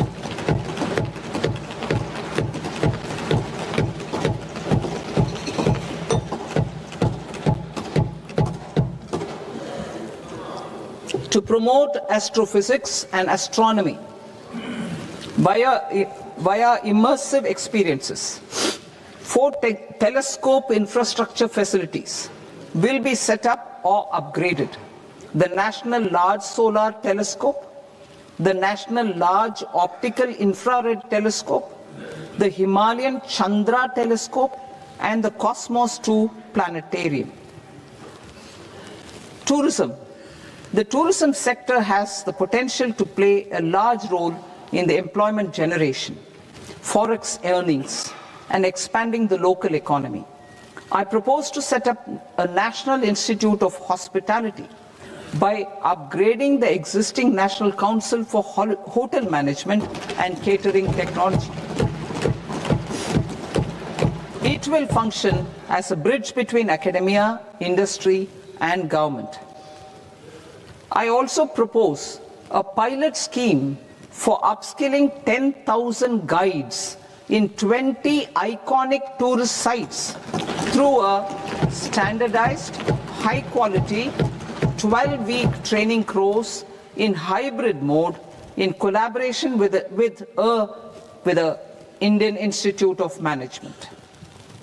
A national destination digital knowledge grid will be established to digitally document all places of significance, cultural, spiritual, and heritage. This initiative will create a new ecosystem of jobs for local researchers, historians, content creators, and technology partners. India has the potential and opportunity to offer world-class trekking and hiking experience. We will develop ecologically sustainable mountain trails in Himachal Pradesh, Uttarakhand, and Jammu Kashmir. Also in Araku Valley in the Eastern Ghats and Podigai Malai in the Western Ghats. Turtle trails along key nesting sites in the coastal areas of Odisha, Karnataka, and Kerala. And 3 bird watching trails along the Pulikat Lake in Andhra Pradesh, Tamil Nadu. It's on the border.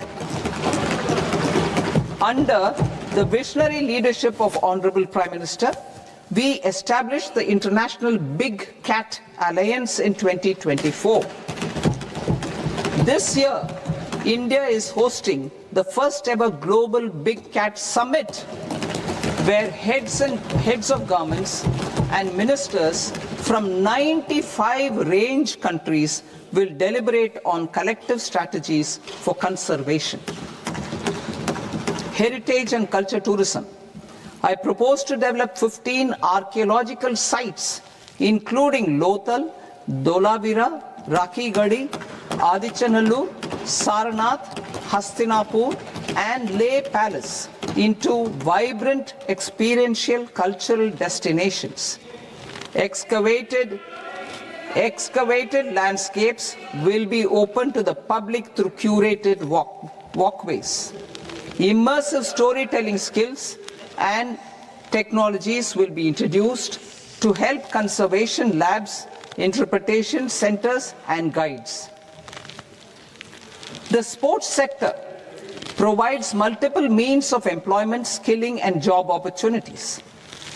Taking forward the systematic nurturing of sports talent which is set in motion through the Khelo India program earlier, I propose to launch a Khelo India mission to transform the sports sector over the next decade. The mission will facilitate an integrated talent development pathway supported by training centers which are foundational, intermediate, and elite levels. B, systematic development of coaches and support staff. C, integration of sports science and technology. D, competitions and leagues to promote sports culture and provide platforms. And E, development of sports infrastructure for training and competition. Our third Kartavya aligns with our vision of Sabka Saath, Sabka Vikas towards Vikasit Bharat.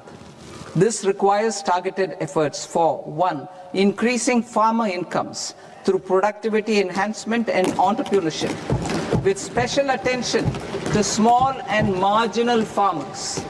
B. Empowering Divyangjan through access to livelihood opportunities, training, and high-quality assistive devices. C. Empowering the vulnerable to access mental health and trauma care. D. Focus on the Purvodaya states and the Northeast region to accelerate development and employment opportunities. Fisheries. We will undertake initiatives for integrated development of 500 reservoirs and Amrit Sarovars. 2. Strengthen the fisheries value chain in coastal areas and enable market linkages involving startups and women-led groups together with fish farmer producer organizations. Animal husbandry. To provide quality employment opportunities in rural and peri-urban areas, we will support the animal husbandry sector in entrepreneurship development through A. A credit-linked subsidy program. B. Scaling up and modernization of livestock enterprises. C. Enhanced creation of livestock, dairy, and poultry. Enhanced creation of livestock, dairy, and poultry-focused integrated value chains. And D. Encourage creation of livestock farmer-producer organizations. High-value agriculture. To diversify farm outputs, increase productivity, enhance farmers' incomes, and create new employment opportunities, we will support high-value crops such as coconut, sandalwood, cocoa, cashew in the coastal areas, agar trees in northeast, and nuts such as almonds, walnuts, and pine nuts in our hilly regions. These, all of them, will be supported. India is the world's largest producer of coconuts. About 30 million people, including nearly 10 million farmers, depend on coconuts for their livelihood. To further enhance competitiveness in coconut production, I propose a coconut promotion scheme to increase production and enhance productivity through various interventions, including replacing and non-productive trees with new saplings or plants or varieties in major coconut growing states. a dedicated program is proposed for Indian cashew and cocoa to make India self-reliant in raw cashew and coconut production and processing, enhance export competitiveness, and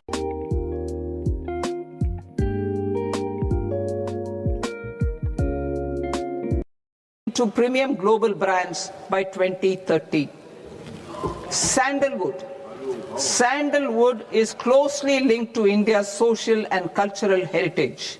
Our government will partner with state governments to promote focused cultivation and post-harvest processing to restore the glory of the Indian sandalwood ecosystem, to rejuvenate old, low-yielding orchards, and expand high-density cultivation of walnuts, almonds, and pine nuts. We will support a dedicated program to enhance farmer incomes and in bringing value addition by engaging youth. Bharat Vistar, that is virtually integrated system to access agricultural resources. I propose to launch Bharat Vistar, a multilingual AI tool that shall integrate the AgriStack portals and the ICAR package on agricultural practices with AI systems. This will enhance farm productivity, enable better decisions for farmers, and reduce risk by providing customized advisory support. She Marts for rural women-led enterprises. Building on the success of Lakpati Didi program, I propose to help women take the next step from credit-linked livelihoods to being owners of enterprises. Self-help entrepreneur, She Marts will be set up as community-owned retail outlets within the cluster-level federations through enhanced and innovative financing instruments. Empowering Divyangjan. Divyangjan Kaushal Yojana. Information technology, AVGC sectors, hospitality and food and beverages sectors often offer task-oriented and process-driven roles which are suitable for Divyangjan. We will ensure dignified livelihood opportunities through industry-relevant and customized training specific to each Divyangjan group. Divyang Sahara Yojana. Timely access to high-quality assistive devices for all eligible Divyangjan is a fundamental need. I propose to 1. Support the Artificial Limbs Manufacturing Corporation of India, Alimco, to set up and to scale up production of assistive devices, invest in R&D and AI integration, strengthen PM Divyasha Kendras, and support setting up of assistive technology marts as modern retail style centers where Divyangjan and senior citizens can see, try and purchase assistive products. Reaffirming our commitment to mental health and trauma care. There are no national institutes for mental health care in North India. We will therefore set up a NIMHANS 2 and also upgrade national mental health institutes in Ranchi and in Tezpur as regional apex institutions. Emergencies expose families, particularly the poor and vulnerable, to unexpected expenditure. We will strengthen and increase these capacities by 50% in district hospitals by establishing emergency and trauma care centers. Focus on Purvodaya states and northeastern regions. Purvodaya. I propose the development of an integrated East Coast industrial corridor with a well-connected node at Durgapur, creation of 5 tourism destinations in 5 Purvodaya states, and the provision of 4,000 e-buses. Buddhist sites in northeastern region. The northeastern region is a civilizational confluence of Theravada and Mahayana or Vajrayana traditions. I propose to launch a scheme for development of Buddhist circuits in Arunachal Pradesh, Sikkim, Assam, Manipur, Mizoram, and Tripura. The scheme will cover preservation of temples and monasteries, pilgrimage interpretation centers, connectivity, and pilgrim amenities. 16th Finance Commission. On 17th November 2025, the 16th Finance Commission submitted its report to the President. As mandated under Article 281 of the Constitution, the government is to lay the report along with the explanatory memorandum on the action taken report on the recommendations of the Commission in Parliament, which, Sir, Honourable Speaker, you've allowed me to do at the commencement of this session.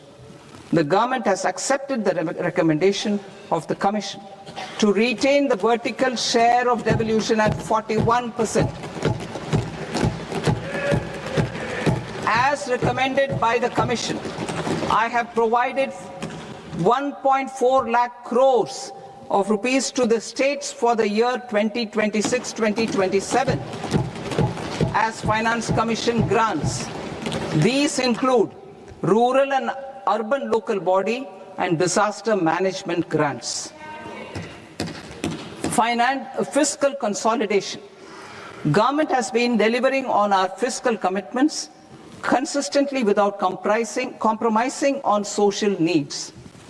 To strive towards accepted standards of fiscal management in Budget 25-26, I had indicated that the central government would target reaching a debt to GDP ratio of 50 plus or minus 1% by 2030-31. In line with this, the debt to GDP ratio is estimated to be 55.6% of GDP in BE 26-27, compared to 56.1% of GDP in RE 25-26. A declining debt to GDP ratio will gradually free up resources for priority sector lending and expenditure by reducing the outgo on interest payments. One of the main operational instruments for debt targeting is the fiscal deficit. I am happy to inform this august House that I fulfilled my commitment made in 2021-2022 to reduce fiscal deficit below 4.5% of GDP by 25-26. In RE 25-26, the fiscal deficit has been estimated at par with BE of 2025-26 at 4.4% of GDP. In line with the new fiscal prudence path of debt consolidation, the fiscal deficit in BE 26-27 is estimated to be 4.3% of the GDP.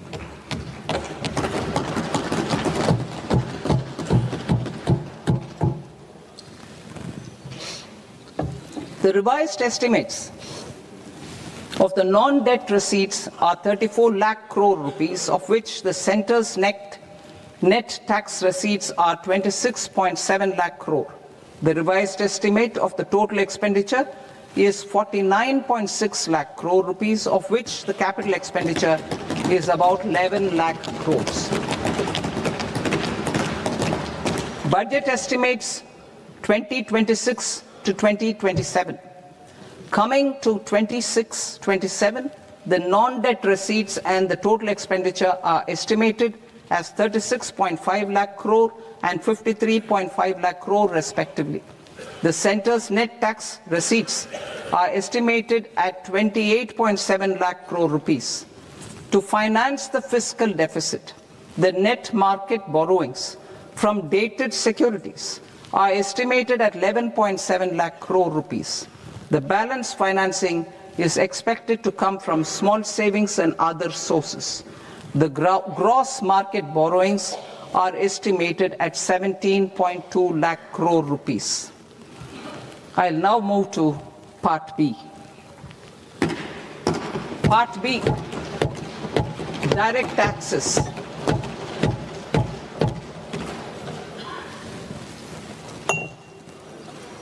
Honorable Speaker, sir, I now present my proposals on direct taxes.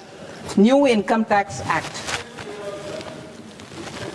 In July 2024, I announced a comprehensive review of the Income Tax Act 1961.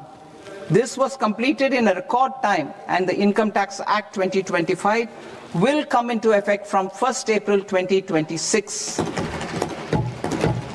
The simplified income tax rules and forms will be notified shortly, giving adequate time to taxpayers to acquaint themselves with its requirements. The forms have been redesigned such that ordinary citizens can comply without difficulty. Ease of living. I propose that any interest awarded by the Motor Accident Claims Tribunal to a natural person will be exempt from income tax, and any TDS on this account will be done away with. I propose to reduce TCS rate on the sale of overseas tour program package from the current 5% and 20% to 2% without any stipulation of amount.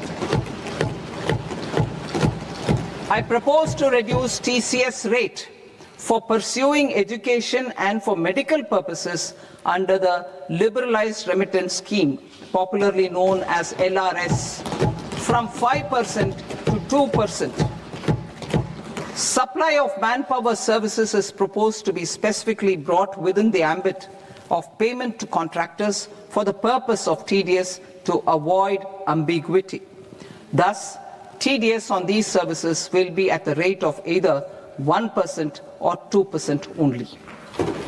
I propose a scheme for small taxpayers, wherein a rule-based automated process will enable obtaining a lower or nil deduction certificate instead of filing an application with the assessing officer. For the ease of taxpayer holding securities in multiple companies, I propose to enable depositories to accept Form 15G or Form 15H from the investor and provide it directly to various relevant companies. I propose to extend time available for revising returns from 31st December to up to 31st March with the payment of a nominal fee. I also propose to stagger the timeline for filing of tax returns. Individuals with ITR 1 and ITR 2 returns will continue to file till 31st July, and non-audit business cases or trusts are proposed to be allowed time till 31st August. TDS on sale of immovable property by a non-resident is proposed to be deducted and deposited through resident buyers and his or her PAN-based challan instead of requiring a TAN, which is a temporary accounting number. To address practical issues of small taxpayers like students, young professionals, tech employees, relocated NRIs, and such others, I propose to introduce a one-time 6-month foreign asset disclosure scheme for these taxpayers to disclose income or assets below a certain size. This scheme would be applicable for two categories of taxpayers, namely A, who did not disclose their overseas income or assets, and B, who disclosed their overseas income and or paid due tax but could not declare the asset acquired. For category A, the limit of undisclosed income or asset is proposed to be up to 1 crore rupees. They need to pay 30% of fair market value of asset or 30% of undisclosed income as tax and 30% as additional income tax in lieu of penalty, and would thereby get immunity from prosecution. For category B, asset value is proposed to be up to 5 crore rupees. Here, immunity from both penalty and prosecution will be available with a payment of fee of 1 lakh rupees. Rationalizing penalty and prosecution. Multiplicity of proceedings are hindrance to the ease of doing business. I propose to integrate assessment and penalty proceedings by way of a common order for both. There will be no interest liability on the taxpayer on the penalty amount for the period of appeal before the first appellate authority, irrespective of the outcome of appeal process. Further, quantum of prepayment is being reduced from 20% to 10% and will continue to be calculated only on core tax demand. As an additional measure for reducing litigation, I propose to allow taxpayers to update their returns even after reassessment proceedings have been initiated, and an additional 10% tax rate over and above the rate applicable for the relevant year. The assessing officer will then use only this updated return in his proceedings. There is already a framework for immunity from penalty and prosecution in the cases of underreporting. I propose to apply this framework for immunity to misreporting too.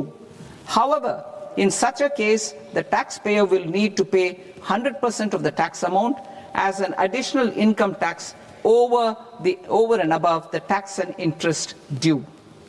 Penalties for certain technical defaults, such as failure to get accounts audited, non-furnishing of transfer pricing audit report, and default in furnishing statement for financial transactions are proposed to be converted into fee.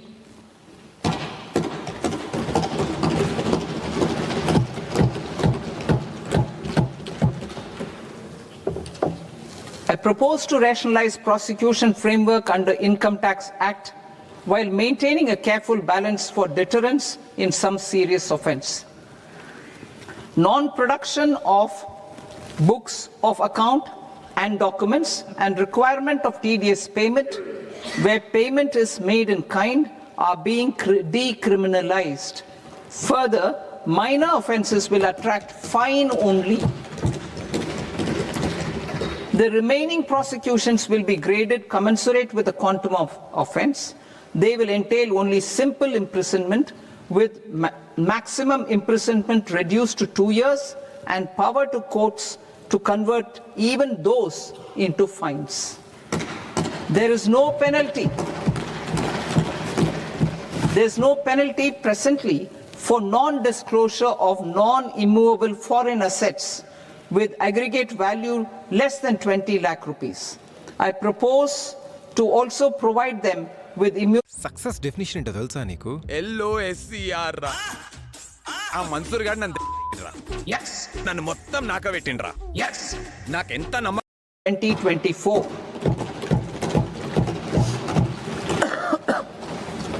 Cooperatives.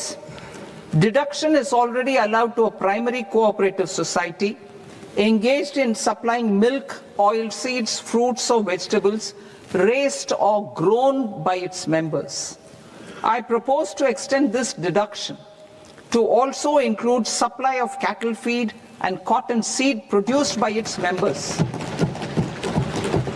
I propose to allow inter-cooperative society dividend income as deduction under the new tax regime to the extent it is further distributed to its members. I further propose to allow exemption for a period of 3 years to dividend income received by a notified national cooperative federation on their investments made in companies up to 31/1/2026. This exemption would be allowed only for dividends further distributed to its member cooperatives. Supporting IT sector as India's growth engine. India is a global leader in software development services, IT-enabled services, knowledge process outsourcing services, and contract R&D services relating to software development. These businesses and their segments are quite interconnected with each other. All these services are proposed to be clubbed under a single category of information technology services with a common safe harbor margin of 15.5% applicable to all. The threshold for availing safe harbor for IT services is being enhanced substantially from 300 crore rupees to 2,000 crore rupees. Safe harbor for IT services shall be approved by an automated rule-driven process without any need for tax officer to examine and accept the application. Once applied by an IT services company, the same safe harbor can be continued for a period of 5 years at a stretch at its choice. For IT services companies who want to conclude advanced pricing agreement, APA, I propose to fast-track unilateral APA process for IT services and endeavor to conclude it within a period of 2 years. The period of 2 years can be extended by a further period of 6 months on taxpayers' request. I propose to extend the facility of modified returns available to the entity entering APA to its associated entities also. Attracting global business and investment. Recognizing the need to enable critical infrastructure and boost investment in data centers, I propose to provide tax holiday till 2047 to any foreign company that provides cloud services to customers globally by using data center services from India. It will, however, need to provide services to Indian customers through an Indian reseller entity. I also propose to provide a safe harbor of 15% on cost in case the company providing data center services from India is a related entity. To harness the efficiency of just-in-time logistics for electronic manufacturing, I propose to provide safe harbor to non-residents for component warehousing in a bonded warehouse at a profit margin of 2% of the invoice value. The resultant tax of about 0.7% will be much lower than in competing jurisdictions. To provide fillip to toll manufacturing in India, I propose to provide exemption from income tax for 5 years to any non-resident who provides capital goods, equipment, or tooling to any toll manufacturer in a bonded zone. To encourage vast pool of global talent to work in India for a longer period of time, I propose to provide exemption to global, non-India sourced income of a non-resident expert for a stay period of 5 years under notified schemes. I propose to provide exemption from minimum alternate tax, the MAT, to all non-residents who pay tax on presumptive basis. Tax administration. I propose to constitute a joint committee of Ministry of Corporate Affairs and Central Board of Direct Taxes for incorporating the requirements of income computation and disclosure standards, the ICDS, in the Indian Accounting Standards, IND AS itself. Separate accounting requirement based on ICDS will be done away with from the tax year 27-28. To support Prime Minister Modi's vision of homegrown accounting and advisory firms to become global leaders, I propose to rationalize the definition of accountant for the purposes of safe harbor rules. Other tax proposals. Change in taxation of buyback was brought in to address the improper use of buyback route by promoters. In the interest of minority shareholders, I propose to tax buyback for all types of shareholders as capital gains. However, to to disincentivize misuse of tax arbitrage, promoters will pay an additional buyback tax. This will make effective tax 22% for corporate promoters. For non-corporate promoters, the effective tax will be 30%. TCS rate for sellers of specific goods, namely alcoholic liquor, scrap, and minerals, will be rationalized to 2%, and that on tendu leaves will be reduced from 5% to 2%. I propose to raise the STT on futures to 0.05% from the present 0.02%. STT on options premium and exercise of options are both proposed to be raised to 0.15% from the present rate of 0.1% and 0.125% respectively. We reformed the taxation landscape for corporates in 2019 by providing them a simplified regime with lower tax rate so that they could productively focus on business rather than on claim of deductions and exemptions. To encourage companies to shift to the new regime, set off of brought forward MAT credit, minimum alternate tax credit, is proposed to be allowed to companies only in the new regime. Set off using available MAT credit is proposed to be allowed to an extent of 1/4 of the tax liability in the new regime. MAT is proposed to be made final tax, so there will be no further credit accumulation from 1st April 2026. In line with this change, the rate of final tax is being reduced to 14% from the current MAT rate of 15%. The brought forward MAT credit of taxpayers accumulated till 30th March 2026 will continue to be available to them for set off as above. Indirect taxes. I shall now take up proposals related to indirect taxes. My proposals for customs and central excise aim to further simplify the tariff structure, support domestic manufacturing, promote export competitiveness, and correct inversion in duty. To continue weeding out long continuing customs duty exemptions, I propose to remove certain exemptions on items which are being manufactured in India or where the imports are negligible. Similarly, to further simplify the process of ascertaining the rate of duty applicable on a particular item, I propose to incorporate certain effective rates in various customs notifications to the tariff schedule itself. I shall now take up sector-specific proposals. Promotion of exports of marine, leather, and textile products. I propose to increase the limit for duty-free imports of specified inputs used for processing seafoods for export from the current 1% to 3% of FOB value of the previous year's export turnover.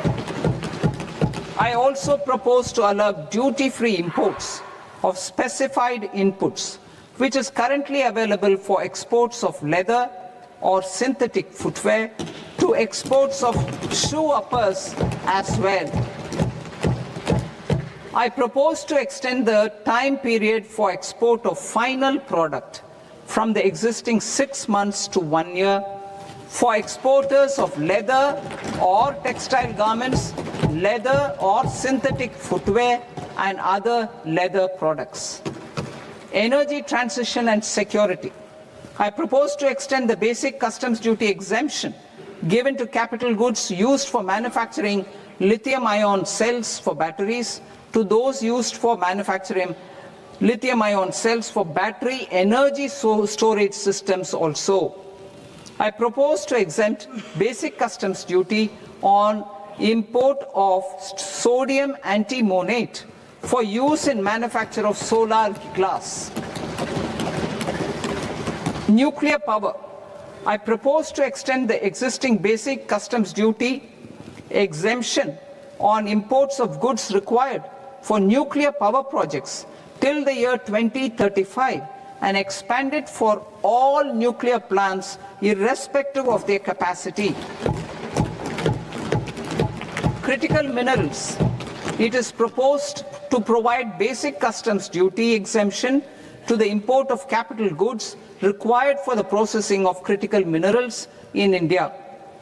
Biogas blended CNG.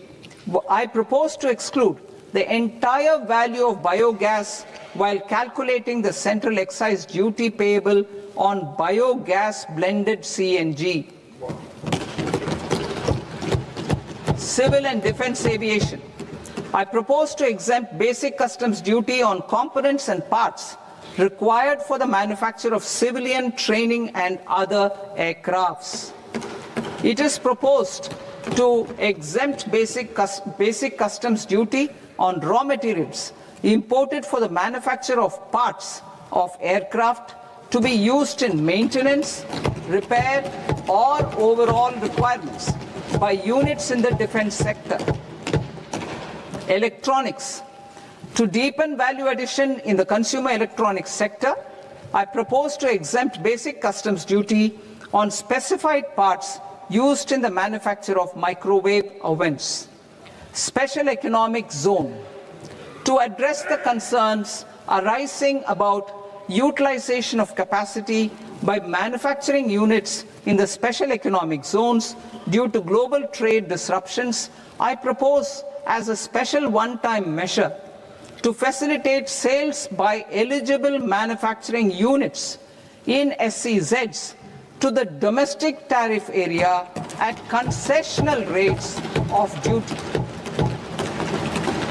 The quantity of such sales will be limited to a prescribed proportion of their exports. Necessary regulatory changes will be undertaken to operationalize the measures while ensuring level playing field for the units working in the DTA. Ease of living. To rationalize the customs duty structure for goods imported for personal use, I propose to reduce the tariff rate on all dutiable goods imported for personal use from 20% to 10%. To provide relief to patients, particularly those suffering from cancer, I propose to exempt basic customs duty on 17 drugs or medicines. I propose also to add 7 more rare diseases for the purposes of exempting import duties on personal imports of drugs, medicines, and food for special medical purposes used in their treatment. Customs process. India's role and share in the global trade is poised for a major leap in line with our ambition and journey towards Viksit Bharat. In this regard, I propose many measures for custom processes to have minimal intervention for smoother and faster movement of goods and greater certainty to the trade. Trust-based systems. I propose to enhance duty deferral period for Tier 2 and Tier 3 authorized economic operators, known as AEOs, from 15 days to 30 days. I propose to provide eligible manufacturer importers the same duty deferral facility. This should encourage them to get themselves accredited as a full-fledged Tier 3 AEO in due course. To provide greater certainty and for better business planning, I propose to extend validity period of advance ruling binding on customs from the present 3 years to 5 years. In the spirit of the whole of government approach,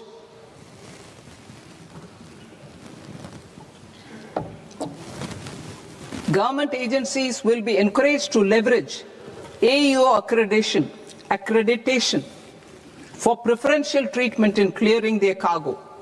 Regular importers with trusted long-standing supply chains will be recognized in the risk system so that the need for verification of their cargo every time can be minimized.